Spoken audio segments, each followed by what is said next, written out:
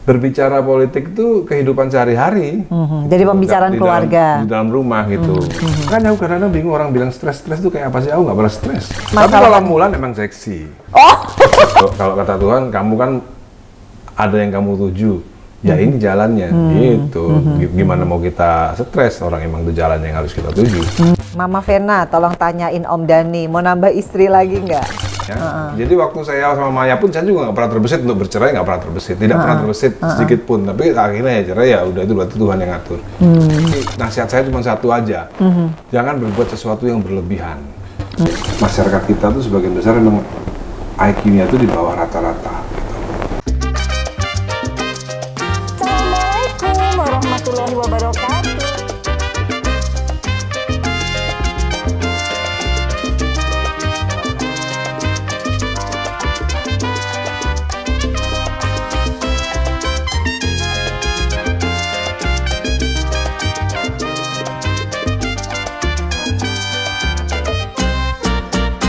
Assalamualaikum. Jadi guys, pokoknya aku mau ngobrol-ngobrol sama Hai, Assalamualaikum. Ini dia Ahmad Dhani. Jadi guys, ini aku tuh orang Surabaya. Ini juga uang Surabaya. Aduh, rumahnya keren banget sih. Jadi ini bener-bener, ini galeri apa gimana sih Mas? Kalau orang zaman dulu tuh kan selalu punya pendopo. Iya. Baru sekali loh ke rumahnya. Aduh, Ahmad Dhani keren banget. Ini kolektor. Iya tuh aku suka. Kolektor dong jatuhnya udah ya. Ya. Wow. Nonton Vena Melinda Channel ya. Kali ini tokoh fenomenal, tokoh yang penuh dengan pro dan kontra, tapi orangnya santai banget ya. Jangan lupa ya nonton apa? Vena Melinda Channel. Jangan lupa untuk subscribe, like, share, and comment. Jadi ini gitarnya siapa aja nih Mas? Gitarku semua. Oh sama penghargaan ya. Ih, nggak bisa ngomong guys, tuh lihat tuh. Ini kalau ada yang pecah satu, ngamuk nggak Mas? Lihat dong, yang warnanya hijau sama merah, tuh biru sama biru. Mas, ini siapa yang beli nih Mas? Aku. Beneran? Yang Cowok? Yang nata juga aku. Yang bener Mas? Iya. Nggak percaya Kalau katanya Dewi Motik, biasanya kalau cowok suka bikin ginian biasanya gay. Nggak taunya? Katanya Dewi Motik. Nggak taunya? Dewi Motik bilang ke mamaku, mamaku kan deket sama Dewi Motik. Iya, ya Dia tapi bilang, biasanya gini nih gay loh, Gay, Joyce. Katanya. Mamaku kan namanya Joyce. Tapi ya itulah, aku suka aja. Ini kan maksudnya ini kan bagian daripada seni juga. Iya, cuma Nggak kalau gampang cowok, kata ini. iya, maksudnya kalau cowok seneng gelas-gelas kecil ini kan itu aja omaku loh yang suka kayak gini, bener? Ya, karena ini kebanyakan eranya Oma. Iya, ini kan Ini kayak zamannya. gelas-gelas tahun 1920, Iya. pas-pas tahun 1920. Kenapa harus ada foto pemimpin-pemimpin Zaman dulu. zaman dulu? Aku seneng aja. Apa pengen jadi pemimpin? Bukan. Oh, nah ini Nah, zaman Belanda nih. ini, oh iya, ini 1800. Siapa? Ini Yang ini, yang tengah dong ya, pasti. ini Pakubuwono 8. Wow. Ini Pakubuwono 8. Ini orang sejarahnya luar biasa sih. Itu ulama-ulama. Itu Habib. Habib ya. Semua Habib yang terkenal di Indonesia, bukan di luar negeri. Oh, yang terkenal di Indonesia. Ini cangkir juga beli sendiri gitu? Iya. Koleksi, ya Allah. Kalau ini dipakai, jadi kalau kamu mau minta kopi, Pakainya? itu pakai ini. Boleh pilih nih? Boleh. Coba. Aku suka yang, tapi dicuci dulu kan? Iya, cuci. Kopi hitam, kopi susu. Kopi susu. Kopi susu ya. Kalau kopi susu lebih besar porsinya. Oh iya, kalau ini cappuccino. Iya, kopi susu itu gelas satunya yang sebelah situ ada lagi. Udah sering dicuci semua kok. Oh, udah sering. Oji, wah, mana Oji? Keren banget ya. Ada ya cowok aten banget sama cangkir. Kalau ini tempat sayur nih. Hah? Tempat Coba-coba sayur. kita lihat nih. Ya ampun. Ini serius nih Mas. Ini Mama apa Mas Dhani nih? Aku. Terus ngapain ini panci-panci sop-sop sayur ini? Begini. Jadi begini, aku kan memang ibu rumah tangga dari dulu ya. Bohong, enggak lah. Iya. Oh jadi kalau di zaman dulu nikah, yang paling rajin nata-nata Iya, gini, aku. table manner. Beli gelas iya semua aku. Oh. Emang aku ibu rumah tangga, nggak tahu kenapa. emang udah kayak gitu ya. Jadi aku beli-beli di mall-mall itu kecewa karena nggak ada yang sebagus yang zaman dulu. Iya, ini zaman oma aku ini. Kalau kamu sering beli yang di mall-mall sekarang itu yang mahal-mahal itu, nggak mungkin sebagus ini. Beda ya? Beda. Dari ini motifnya, halusnya, printingnya, nggak bakal sebagus yang. Jadi ini yang nyuci siapa? Ini nggak dipakai. Oh, nggak dipakai, nggak boleh dipakai. Boleh dipakai. Oh, boleh. Cuman nggak pernah dipakai. Iya. Kalau yang dipakai yang baru-baru lah, yang merek sekarang. Oh, ini hanya untuk pajangan. Ini nanti kalau 50 tahun lagi harganya bisa luar biasa loh. Iya. Kalau dibeli boleh nggak? Enggak. Wah, gila keren banget guys. Ini juga ada, ini apa nih? Lukisan-lukisannya apa nih arti-artinya nih semua nih? Enggak, ini aku itu penggemar Raden Saleh. Oh. Jadi karena nggak bisa beli lukisannya, ini printingnya aja. Oh, ini printingnya. Nah, bayangin aja, printingnya aja bagus, apalagi lukisan aslinya. Iya. Lukisan aslinya nggak kebeli. Nggak, tapi cara menatanya bagus. Cara natanya bagus. Jadi orang nggak tahu ini printingan. Oke guys, yuk kita langsung mulai. Assalamualaikum warahmatullahi wabarakatuh. Hai guys, welcome to my YouTube channel, Vena Melinda Channel. Guys, coba lihat aku lagi tuh ya. Coba di close up. Keren banget ya. Kerenan mana? Aku apa cangkirnya? Ini yang punya udah ketawa-ketawa nih. Aku datang ke rumahnya Mas Ahmad Dhani dan ini disuguhi kopi ala ADP, Ahmad Dhani Prasetyo. Resep ya. Coba ya. Oke. Ih, enak Mas. Enak bener. Jadi kopinya tuh kok beda ya? Kopi apa ya? Iya. Ih, enak loh. Tanda. Sumpah enak. Habis ngerasain itu nyoba kopi yang sase-sase di itu nggak bakal. Jadi gimana kalau aku pengen lagi Mas? Kesini lagi? Iya kesini. Aku kan bikin restoran di depan juga. Oh beneran tuh. Apa nama restorannya? Wisma Dewa 19. Wih, jadi guys. Salah satu ininya. Nih, salah satu menunya ya. Guest starku kali ini adalah Ahmad Dhani. Aku sedang gimana? Aku sedang ingin. Oh, aku sedang ingin bercinta karena mungkin ada kamu. Terus? Di sini aku ingin. Jadi inilah Ahmad Dhani guys. Ternyata kita temen waktu SMA. Tapi nggak satu SMA. Karena aku SMA 17 Agustus. Mas Dhani SMA favorit SMA 2 ya. Surabaya. Terus tapi kamu kan pindahan pindahan dari mana ya? Jakarta. Oh, dari Jakarta pindah ke Surabaya. Cuma 1 tahun, pindah lagi Jakarta. Waktu itu pengen jadi penyanyi, nggak jadi penyanyi. Yang jadi penyanyi ya Ahmad Dhani lah. Penyanyi, apalagi pencipta lagu, komposer, apalagi Mas, musisi. Kadang-kadang debt collector juga. Yang jelas ini tokoh kontroversial, tapi kalau aku nggak pernah ngobrol. Kita tuh cuma papasan-papasan aja.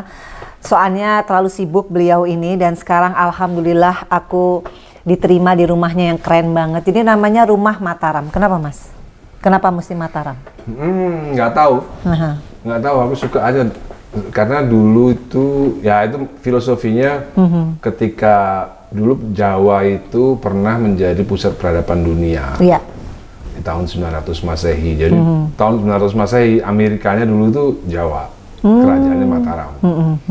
Gitu. Jadi supaya kita mengingat bahwa kita dulu pernah berjaya, bahwa kita dulu bangsa yang tinggal di Pulau Jawa ini adalah pernah menjadi bangsa adidaya, dikdaya, gitu. Wow, jadi dalam banget ya. Boleh tahu nggak kenapa sih seorang Ahmad Dhani itu cinta sama sejarah? Kan nggak banyak ya. Biasanya kalau musisi itu sibuk dengan keduniawian, tapi kok ini dengan filosofi Jawa apalagi? Kenapa Mas? Enggak, sebenarnya itu kalau menurut saya ya, setelah saya timbang-timbang, kalau kan yang saya yakini kan kita ini mewarisi DNA dari orang tua kita kan, dan memori daripada orang tua kita itu terwarisi.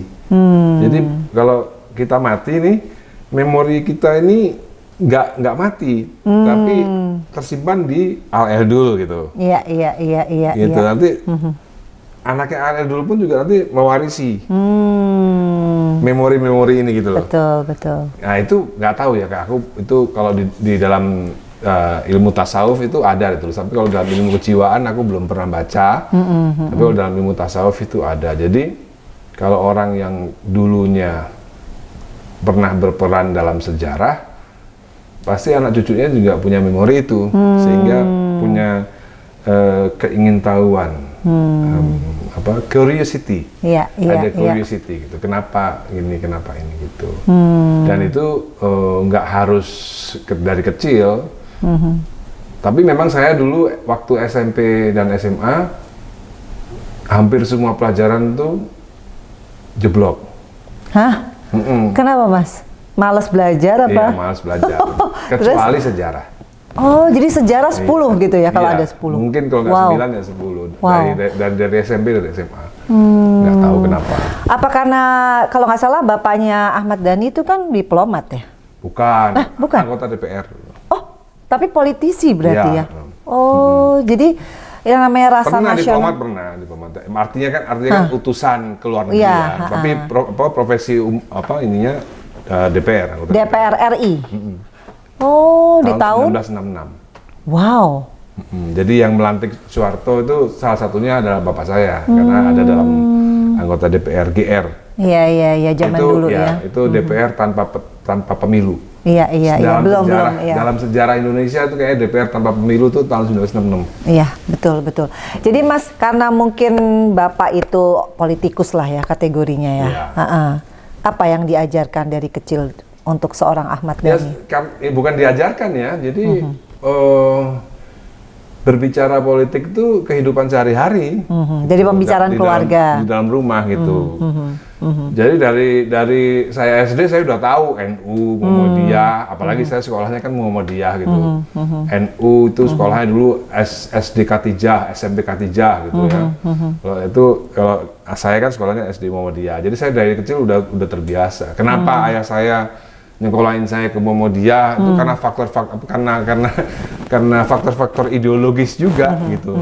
Jadi saya dicemplungin ke sekolah Muhammadiyah supaya jadi Muhammadiyah. Gitu. Karena ayah saya memang lebih ideologisnya memang lebih ke Muhammadiyah. Iya. Gitu. Tapi ya nggak bisa dipungkiri kan Mas, apa yang menjadi sepak terjangnya seorang Ahmad Dhani itu kan pasti influence dari Bapak. Pasti ada yang diajarin dong tentang politik itu seperti apa. Ayah saya banyak keluar uang habis di politik tuh, ya dari kecil kita udah akrab gitu. Uangnya habis buat politik. Sehingga kita tidak terlalu hidup berfoya-foya karena duitnya habis buat politik terus buat ayah saya gitu. Gitu. Jadi ya udah tahu lah tahun 1982 ayah saya dukung P3, saya juga dukung P3 tahun 1982 SD loh, itu masih kelas 4 mungkin. Wow. Udah ikut kampanye P3. Iya zaman dulu kita ya hanya ada 3 warna. Ya. Merah, kuning, hijau. Dan hijau. Enggak, maksudku pasti ada dong. Kalau seorang politisi itu kan biasanya kalau meskipun nggak mengajarkan secara langsung pasti adalah key of success-nya nanti kalau kamu udah ya mau jadi siapapun lah, musisi atau jadi apapun artis, tapi kan kamu harus memegang nilai-nilai apa gitu. Pasti ada lah. Itu saya jadi gini, beranjak remaja, saya menjadi anak remaja yang rebel kan, nggak mau ikut nasihat orang tua, ya kan? Apalagi saya sama ayah saya semenjak SMA udah beda pandangan ini soal apapun. Karena saya adalah anak rebel lah, anak bandel, rebel, dan nggak mau lah, pokoknya sama dengan ayah tuh nggak mau, dengan papa itu nggak mau. Makanya saya jadi musisi. Itu bentuk ya? Iya, bentuk rebel. Perlawanannya. Ayah saya suka Muhammadiyah, ideologinya, saya NU. Gitu, jadi. Pasti ada dong titik baliknya kenapa tiba-tiba langsung jadi rebel? Ya karena remaja lah, karena remaja. Oh, karena remaja aja. Remaja dan saya memang sejak SMA itu memang udah menjadi anak yang nggak bisa dikontrol sama orang tua gitu, baik secara pemikiran maupun hal-hal lain. Orang apa saya bilang gini, saya selalu masa sih gitu. Gitu. Dalam hal apapun, politik, agama itu nggak pernah sama papa. Ya memang saya gitu, memang orangnya gitu. Bandel lah memang. Kalau sekarang udah enggak ya? Ya kalau sekarang mungkin ayah saya, misalnya papa saya masih hidup, mungkin sekarang secara ideologis mungkin sama. Akhirnya. Ya berarti akhirnya ternyata papa saya yang paling benar, iya. Berarti emang seorang Ahmad Dhani itu harus mencari jati dirinya sendiri, trial and error ya. Benar. Ya titik apa Mas akhirnya mengakui bahwa apa yang menjadi filosofi hidup bapak gue paling benar itu apa? Ya peristiwa-peristiwa banyak lah, peristiwa-peristiwa di tahun 2016 kalau kita tidak bisa bicara soal politik lebih dalam ya, tahun 2016 ketika saya ditangkap polisi di hotel tuh, peristiwa 212 dan lain-lain, banyak hal yang membuat ternyata papa saya banyak benernya. Apa yang paling benar apa Mas di antara semua hal? Yang paling exactly iya benar. Nggak bisa disebutin lah.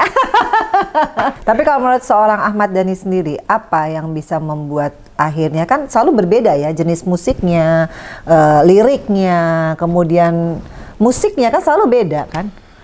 Nah, menurut saya sih itu saya memang nggak mau sama aja sama orang gitu. Makanya sama bapak saya nggak mau sama kan dari kecil kan nggak mau sama gitu, mau beda gitu. Jadi di musik pun saya juga mau beda gitu.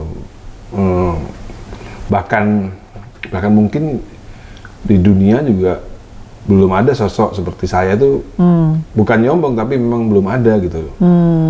Yang maksudnya penulis lirik sekaligus pengarang lagu, pencipta musiknya juga sekaligus produser, sekaligus arranger, sekaligus sound engineer.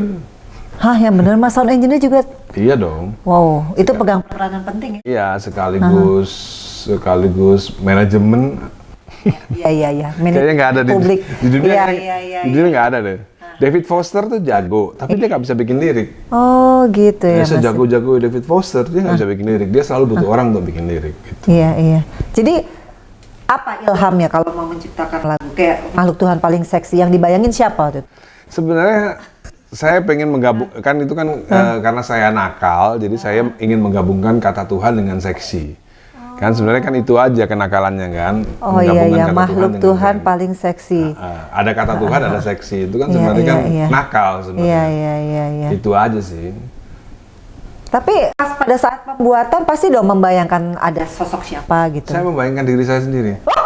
Yang benar itu kan cewek, Mas. Enggak loh, yang benar. Loh yang nyanyi kan cewek. Loh yang nyanyi kan cewek, berarti dia nggak bayangin cowok. Iya. Oh iya benar-benar. Oh bukan berarti bukan dibalik ya? Kalau kita nyiptain lagu berarti kita nggak bayangin cewek, kalau dia cowok, enggak ya? Enggak dong. Oh pinter ya kan ngelesnya ya. Dia nggak mau terjebak sama pertanyaan saya ya. Coba liriknya, bayangin liriknya. Kamulah. Bukan bagian itunya. Yang mana? Otakmu seksi. Iya kan? Itu terbukti dari caramu memikirkan aku. Otaknya yang seksi. Oh gitu. Aku nggak pernah bilang pahanya yang seksi. Oh iya. Aku nggak pernah bilang curve-nya yang seksi kan. Iya. Jadi itu unisex ya. Tergantung ya. Kalau yang nyanyi cowok berarti dia nggak bayangin cewek. Kalau dia nyanyi. Tuh baru tahu kan? Oh gitu. Jangan salah paham. Don't get me wrong. Nah, kalau kita lihat akhirnya sekarang dengan segala permasalahan. Tapi kalau Mulan emang seksi. Oh, akhirnya keluar juga. Jadi Mas sekarang happy ya? Apa itu? Happy ya? Ya happy atau enggak itu kan bukan pernyataan pribadi kan, orang yang bisa ngelihat kan orang. Tapi kelihatannya ini gendut. Dulu kan nggak gendut. Kalau ini gara-gara banyakan makan itu, bukan gara-gara happy. Nggak, maksudnya kan dengan segala permasalahan terjadi kan sekarang udah adem ayem lagi. Aku sih nggak pernah menganggap ada masalah dalam hidupku. Yang benar Mas? Iya. Jadi nggak pernah beban gitu? Nggak pernah. Makanya aku kadang-kadang bingung orang bilang stres itu kayak apa sih? Aku nggak pernah stres. Yang benar Mas? Aku nggak pernah stres, aku bener. Bohong. Bener, ngapain aku bohong? Iya. Jadi ada masalah kemarin tuh yang sampai heboh itu nggak pernah nggak ada. Terus, jadi semua dianggap apa dong permasalahan? Semua dianggap apa itu? Karena bahasa Inggrisnya itu path. Path, iya. Bahasa Indonesia apa coba? Ya jalan kita. Jalan kan street. Iya, bukan. Path itu ya, path apa ya? Pokoknya nggak ada di bahasa Indonesia. Iya, ya bisa lah di. Nggak ada. Path, iya. Nggak ada bahasa Indonesia. Path itu apa ya? Oh itu dianggap sebagai ya satu jalan hidup ya? Ya itu apa? Your path kan jalan hidup. Yang harus dilalui. Jadi untuk ke depannya jalan hidup way of life kan. Path itu beda makanya. Bahasa Indonesia belum ada path. Nggak, maksudku gini loh Mas, dengan segala yang paling berat itu kan 2019 kemarin, kan sampai harus pisah sebentar sama anak-anak. Berat gitu. Karena nggak berkumpul sama keluarga. Iya itu. Tapi ya itu namanya juga namanya jalan yang harus dilalui karena memang karena memang ada sesuatu yang dituju, ya inilah path-nya. Kan kalau kata Tuhan, kamu kan ada yang kamu tuju, ya ini jalannya, gitu. Gimana mau kita stres, orang emang itu jalan yang harus kita tuju. Kayak misalnya mau rekaman, mau rekaman, ya, kondisinya seperti ini, jadi kamu harus seperti ini, gini, ya kita jalanin aja. Gitu. Jadi intinya dunia politik tetap jadi satu tujuan juga ya dalam hidup ya. Menurut saya, kalau saya memang berniat dalam dunia politik, masuk penjara itu adalah sebuah karunia dari Tuhan yang luar biasa. Ya semua politisi itu pengennya masuk penjara sebagai pembuktian bahwa bahwa pernah berjuang gitu kan. Iya. Hampir semua politisi besar kan masuk penjara semua. Kan bisa juga berjuang. Hitler masuk penjara, Soekarno masuk penjara, hampir semua orang-orang dia. Ada juga yang masuk penjara terus juga ada, nggak keluar ada juga. Makanya kadang-kadang saya juga, kalau kadang-kadang ada yang ngomong sama saya, Mas Dhani, ini adalah adalah jalan untuk semua orang yang masuk penjara nanti keluar jadi orang bebas, keluar jadi orang besar. Baik, gitu. Jadi orang besar. Ya itu tadi, dari kecil memang saya nggak sama beberapa teman. Saya kan tidak, dari kecilnya saya bahkan sama ayah saya sendiri saya nggak sama, pemikiran saya beda sendiri. Sampai sekarang pun juga begitu. Dan saya nggak tahu kenapa, ya memang begitulah saya gitu. Saya memang nggak sama. Tapi bangga ya sebagai seorang Ahmad Dhani Prasetyo, bangga ya sampai di titik ini. Iya dong. Nggak lekang oleh waktu. Yang paling penting itu anak saya. Kalau anak saya nggak bangga, saya juga nggak bahagia. Yang penting kalau Al Eldol ditanya bangga nggak punya ayah Ahmad Dhani, kalau mereka bangga ya saya bahagia. Sayang banget ya sama anak-anaknya Mas. Oh iya, kalau saya iya, karena itu kan salah satu anak itu salah satu anugerah yang luar biasa gitu. Kalau kita ambil quote dari film Godfather 1 gitu ya, anak-anak itu adalah harta yang paling berharga, melebihi kekuasaan, melebihi harta kekayaan uang gitu ya. Itu ada di Godfather 1. Iya. Jadi kalau diantara 5 anak ini pengen jadi kayak Ahmad Dhani versi yang sekarang, boleh nggak? Orang yang sangat kontroversial, orang yang nggak takut apapun, asalkan ideologinya tetap terjaga. Itu nggak percaya sama semua teori apapun, kecuali teori saya sendiri yang saya percaya. Apa itu Mas teorinya Mas? Ya, artinya saya yakin suatu saat Indonesia bakal punya pemimpin yang baik, politisi yang baik. Saya yakin itu. Amin. Guys, ini aku kayaknya nggak lengkap kalau nggak bacain Q&A dari orang-orang. Boleh dijawab, boleh nggak? Banyak banget guys pertanyaan, aku buka tadi di Instagram aku. Nih banyak banget Mas, boleh dijawab boleh nggak ya? Ini dari Yasifin Kikmahwati, Gmail. Lagu karya Mas Dhani, Dewa 19 tuh enak-enak, lama nggak konser di TV, sama dengan lagu karya Mas Anang, Slang ataupun Club Project. Kapan sih ada konser di TV? Berharap kalau udah aman tanpa wabah. Sukses selalu Mas Dhani. Tuh. Kalau di konser di YouTube sih, online sih kita sering. Masih? Dewa sering banget. Justru Dewa band paling sibuk di masa pandemi. Oh jadi apalagi menjelang 30 tahun Dewa 19 di tahun 2022 ini, kita cukup sibuk di konser online. Oh, jadi tetap. Mudah-mudahan dengan berakhirnya COVID, seandainya berakhir ya pasti konser ya? Bisa pasti. Penggemar, apa namanya Mas? Baladewa. Aduh. Baladewi. Nah ini ada dari Yovita_Widya.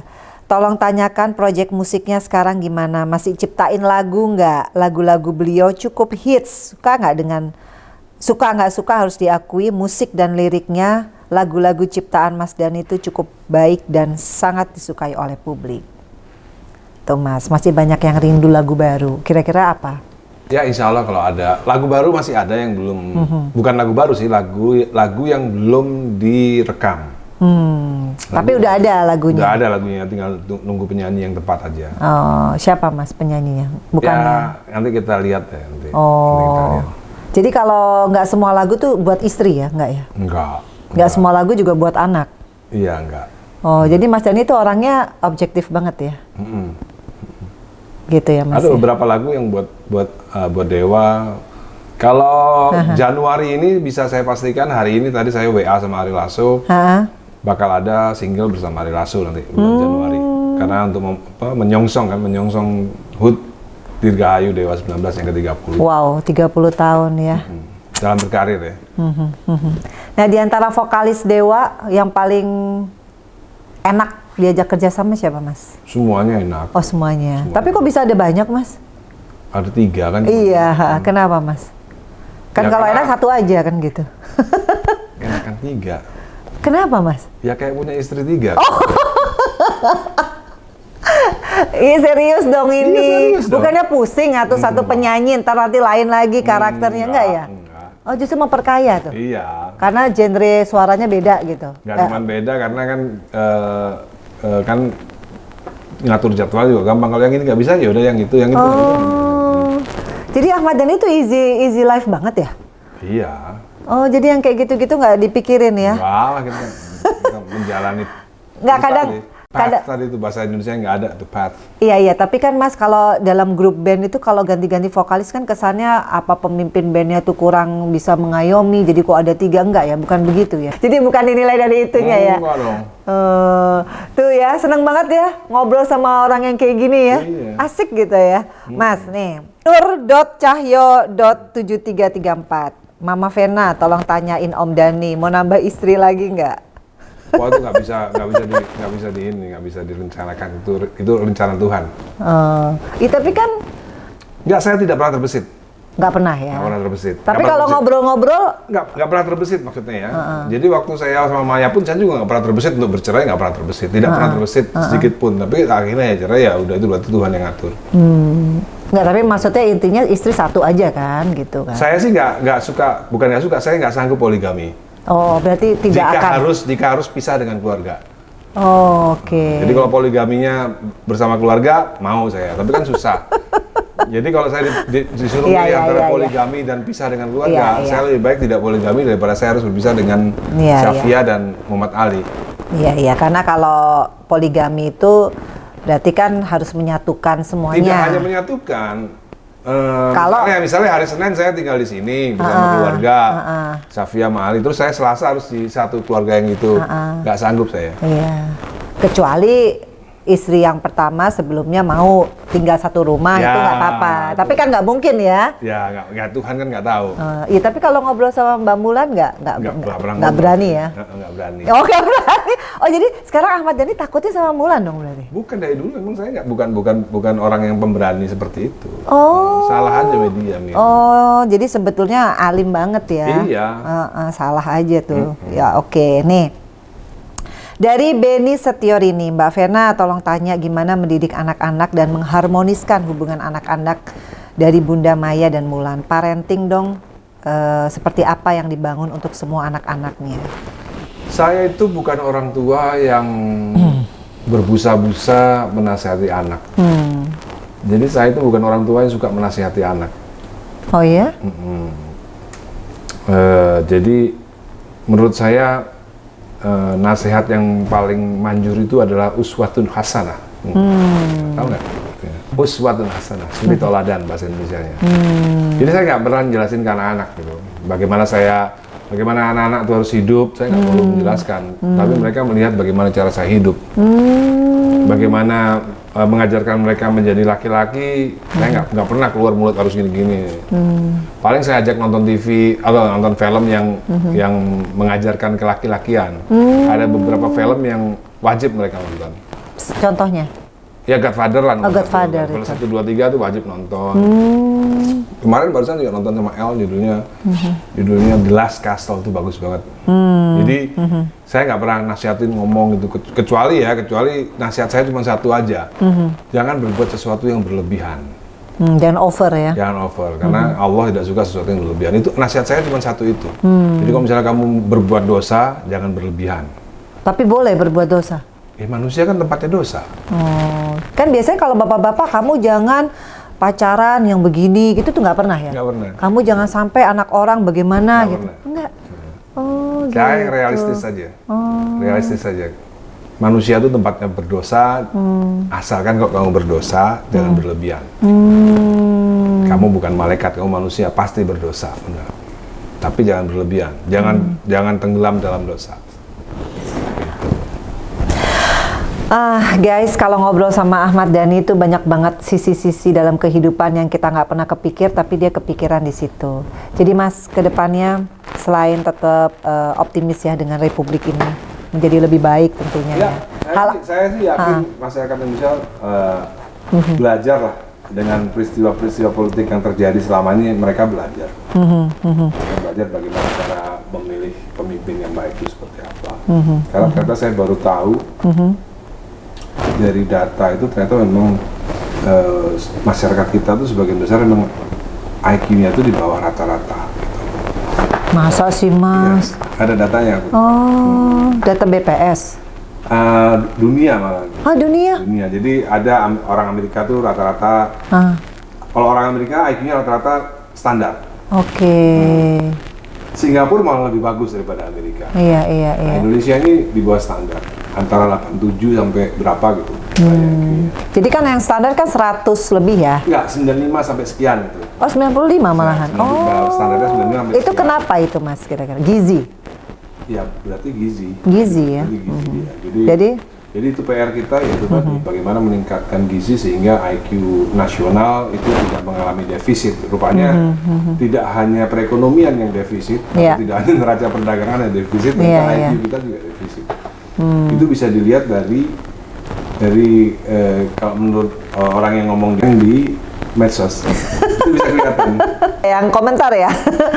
Gitu. Nggak semua. Besar, Jadi Mas tetap ya pengen jadi suatu saat jadi pemimpin ya? Nggak harus juga. Jadi apa goal yang terakhir? Ini kan semua udah tercapai, anak udah pada mandiri. Yang penting kita berbuat buat negara. Yang penting kita berbuat buat negara. Iya, nggak harus jadi presiden, juga nggak harus jadi menteri. Banyak juga kok mereka yang berjasa itu nggak harus jadi pejabat. Ya terus jadi pembuktiannya apa? Kalau untuk mengubah seperti yang Mas bilang kan harus jadi decision maker dong Mas. Kan ada 3. Bisa juga kan macam-macam ya. Umur saya kan masih relatif belum terlalu tua ya. Saya masih punya waktu jika dikasih umur panjang yang masih ada 20 tahun lagi, 30 tahun lagi untuk berbakti kepada negara ya. Setelah sudah berbakti kepada dunia musik, sekarang berbakti kepada negara. Bisa aja kan ada yang namanya kingmaker. Kingmaker. Masuk juga di dalam 3 gitu. Itu kan. Oke. Kita kan nggak tahu nasib kita. Kalau emang harus masuk ke dalam sistem ya masuk, kalau enggak ya enggak. Tapi kita harus ya lama-lama gini loh. Di SMP saya yang megang, di SMA saya megang. Lama-lama Indonesia saya megang juga kok. Tinggal nunggu waktu aja. Gitu. Jadi tadi trias politik yang aku bilang yudikatif, eksekutif, legislatif itu bukan menjadi satu goal yang ada time limit. Nggak ada ya Mas ya. Tapi yakin bahwa suatu saat Indonesia Ahmad Dhani yang megang. Dalam bidang musik apa aja? Musik kan udah. Musik udah. Politik. Lain, kan? Jadi ini tetap jadi inceran seorang Ahmad Dhani Prasetyo ya. Ya artinya saya ini kan tergabung dalam sebuah partai kan. Iya. Dan partai saya bukan partai kecil kan, partai besar gitu. Iya. Jadi ya kalau kita bilang masa depan politik ya di atas kertas sih terang gitu. Iya, di atas kertas. Bukan partai kecil gitu. Iya. Itu yang bikin lebih yakin ya. Iya dong. Karena kendaraan politiknya sudah mumpuni. Itu ya. Senior nanti kan ada waktunya. Nanti ketika senior pensiun, nanti kan racing star itu muncul. Nah, kalau istri setiap zaman kan pasti ada tokohnya. Betul. Nah, istri sendiri kan sekarang udah di DPR RI. Ada nggak wejangan-wejangan? Karena sekali lagi kan menjadi politisi perempuan tuh kan mentalnya teruji banget ya. Gimana Mas? Awalnya sebenarnya Mulan nggak niat sebenarnya. Itu dipaksa sama Fadlizon untuk untuk nyalek ya. Bayangan kita sih ya untuk bantu Gerindra lah waktu itu, untuk bantu Prabowo jadi presiden, untuk bantu Gerindra supaya menjadi partai yang dipilih banyak rakyat, dan ternyata malah Mulan jadi. Sebenarnya Mulan nggak pingin juga, tapi ternyata begitu masuk dia mulai tertarik gitu. Tapi dia lebih suka legislatif. Sebenarnya kayak sekarang dia punya kans besar tuh jadi Bupati Garut nih sekarang ya, tapi dia kayaknya nggak tertarik. Oh gitu, jadi tetap di DPR ya? Ya, padahal saya sih pengennya dia jadi nyalon Bupati Garut, karena di Garut itu partai terbesar Gerindra gitu. Iya. Jadi harusnya pasti jadi gitu loh. Jadi saya lagi dibujuk ya? Enggak. Oh enggak juga? Oke, jadi begitulah ya guys, seorang Ahmad Dhani punya karakter kuat, punya confidence yang luar biasa. Kalau confidence santai aja. Oh gitu. Bahkan di dalam partai pun saya nggak merasa bersaing dengan siapapun gitu. Oh. Karena semuanya teman, dan saya nggak berniat untuk menjatuhkan siapapun. Santai aja. Santai aja. Yang penting kita on the right track. Lama-lama juga nyampe di stasiunnya. Nggak harus senggol sana senggol sini. Iya. Jadi tetap ya yang namanya seniman itu ya. Nah itu tadi. Karena di dalam politik, saya punya diferensiasi yang cukup berbeda dengan para politisi yang lain kan. Gitu. Contohnya Mas? Ya, saya punya pengetahuan kebudayaan yang lebih tinggi daripada yang lain. Gitu kan? Jadi kalaupun nih seandainya masuk DPR kayak Mas Anang dong, undang-undang permusikan gitu, ada tujuan itu ya? Apa kalau dari global? partai sih proyeksinya ke Komisi 3. Oh justru, hukum dan HAM? Serius Mas? Kenapa? Mungkin karena saya pernah dihukum. Oh jangan balas dendam gitu dong Mas. Enggak ya? Artinya gini, saya itu sebelum masuk penjara saya pernah ngalamin kasus hukum itu mungkin ada 13 kasus kali. Oh. Kalau sama anak-anak S1 hukum sih mungkin sama saya lewat kali kalau lawan-lawanan terang-terangan hukum itu, karena saya lebih banyak pengalaman. Oh. Gitu kan. Kesimpulannya apa Mas yang mau dikritisi? Saya sih pernah ngobrol ya, saya pernah ngomong beberapa kali, cuman belum serius saya karena pandemi. Saya ingin mengusulkan pada pemerintah untuk dibuat semacam KPH. Apa itu Mas? Komisi Penegakan Hukum. Kan ada KPK kan? Iya. KPK, kenapa KPK dulu dibuat? Karena dianggap korupsi adalah extraordinary crime. Iya, betul. Padahal menurut saya penyalahgunaan kekuasaan itu juga extraordinary crime. Penyalahgunaan kekuasaan yang dilakukan oleh polisi, jaksa dan hakim itu menurut saya extraordinary crime. Yang juga harus ada lembaganya seperti KPK. Jadi kalau harus orang yang jujur beneran, jadi itu baru tegak tuh hukum di Indonesia. Kenapa nggak Mas jadi ketua KPH tadi? Ya nggak tahu ya. Kalau diusulkan ya wah, bagus banget. Oh gitu ya. Tapi yakinlah kalau semua orang punya cita-cita, insya Allah pasti ada jalan. Yang penting niatnya baik, setuju nggak Mas? Iya. Terakhir dong Mas, ini kan punya 5 buah hati Mas. Kasih pesan-pesan dong, karena kita nggak pernah tahu ya Mas ya. Yang namanya jejak digital nggak akan bisa dihapus. Mungkin mereka selama ini kan Mas Dhani nggak pernah kasih nasihat. Mungkin lewat Vena Melinda Channel, apa yang diucapkan dari Al Eldul, Safia dan Ali. Sebenarnya udah pernah saya tayangin di YouTube sih, bagaimana apa sih itu arti hidup itu apa sih gitu ya. Udah pernah saya tayangin di YouTube, ada satu cerita. Our values, our character, the grace and the compassion of the love that flows through us is the greatest contribution we could make to our own life, to God, to our families, and to the world. Singkatnya tuh itu tadi, orang gajah mati meninggalkan gading. Iya, manusia mati meninggalkan legacy yang baik gitu. Nama yang baik. Itu yang paling penting tuh. Jadi buat anak-anak sama tuh, cewek, cowok sama tuh. Beneran? Iya, sama. Oh, nggak ada mereka kamu harus Al Eldul harus jadi penerus papa dalam dunia musik atau dul atau nggak ada tuh spesifik. Apa di bidang apa aja sih boleh aja di bidang apa, nggak harus di bidang musik. Jadi sesimpel itu ya. Iya. Anak nggak harus jadi apa, nggak harus bagaimana. Yang penting hidup bahagia. Oh. Yang penting hidup bahagia. Oke guys, tuh. Makanya kenapa saya nggak pernah stres, karena saya juga nggak punya harapan yang baik terhadap anak-anak. Jadi suatu saat anak-anak nggak jadi apa-apa, ya nggak ada masalah. Yang penting bahagia hidupnya. Oh gitu? Iya. Masa sih Mas, biasanya orang tua kamu harus jadi si A konglomerat lah, A politisi, DP. Makanya banyak orang stres kan. Serius Mas. Jadi ini anak 5 nih nggak ada yang disuruh-suruh jadi apa? Nggak ada Mas. Tuh jadi kalau ngobrolin apa dong Mas? Ngobrolin apa aja, ngobrolin musik, ngobrolin sejarah, ngobrolin Oh, jadi asik banget ya. Ini bapak ini ya. Nah kalau istri nggak banyak petua kalau sama istri, nggak cerewet juga ya? Enggak juga. Enggak, jadi asik-asik aja ya. Wih, gila, keren guys. Oke guys, ternyata 1 jam gak kerasa ngobrol sama Ahmad Dhani. Banyak banget pembelajaran hidup ya. Nih khususnya buat aku. Intinya yang penting bahagia. Jadi di samping Mas Dhani bahagia banget karena aku dikasih kopi enak banget. Thank you loh Mas, waktunya semuanya. Mudah-mudahan nih buat yang masih pro, masih kontra ya, terutama karena banyak banget yang ternyata nggak tahu ya sisi lain dari seorang Ahmad Dhani. Ternyata dia banyak banget menyimpan kebaikan-kebaikan yang mungkin kalian bisa tahu setelah nonton Vena Melinda Channel. Jangan lupa untuk apa? Subscribe, like, share, and komen. Assalamualaikum.